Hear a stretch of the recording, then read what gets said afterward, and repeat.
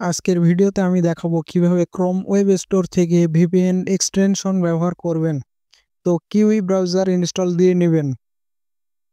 Mobile থেকে একমাত্র kiwi browser এই এক্সটেনশন ব্যবহার করা সম্ভব। তো থ্রি ডটে ক্লিক করবেন, এখানে দেখতে পাচ্ছেন এক্সটেনশন এর আসার পর ফ্রম স্টোরে ক্লিক করবেন।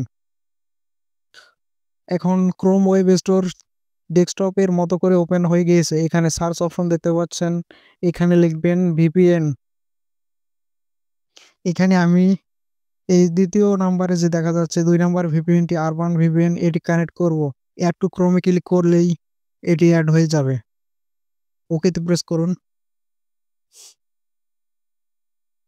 ২-৩ সেকেন্ড এর মধ্যে অ্যাড হয়ে যাবে।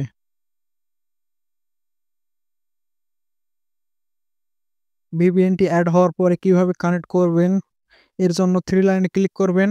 নিচে দেখতে পাচ্ছেন আরবান ভিপিএন, এখানে ক্লিক করুন।